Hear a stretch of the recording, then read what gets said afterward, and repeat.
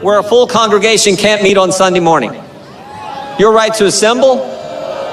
I gave a speech 6 weeks ago to the New Mexico Republican Party in Amarillo, Texas, because they had to go to Texas to get freedom to assemble. In their own state, they weren't allowed to meet. That should never happen in this great country.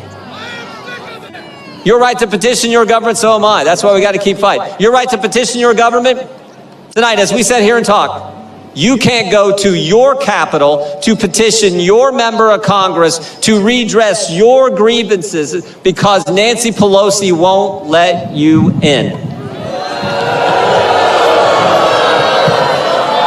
And freedom of the press, you know,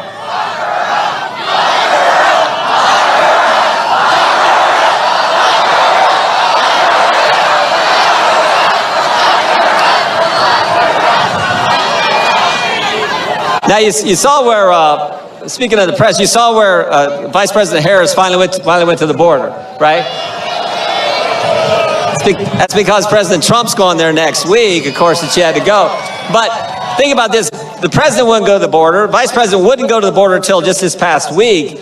When Secretary Mayorkas went to the border, he wouldn't let the press in the very facilities he was touring. Think about that. And you would think the folks back here would be all fired up about that. You're supposed to be. And then finally, freedom of speech. And I tell folks all the time, this is the most important right we enjoy as Americans. Can you really practice your faith? Do you really have freedom of religion if you can't speak? Can you really assemble and petition your government if you can't speak? This is so fundamental.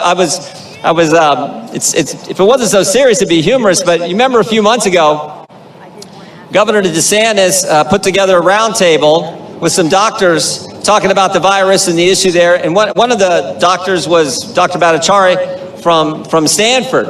And of course, he put the roundtable, they filmed it and they put it on YouTube, and YouTube took it down. And I'm like, took it down? It's like a doctor. He's a doctor at Stanford, for goodness sake. I told one group, I said, Stanford, I said, it's not the Big Ten, but it's pretty good, right?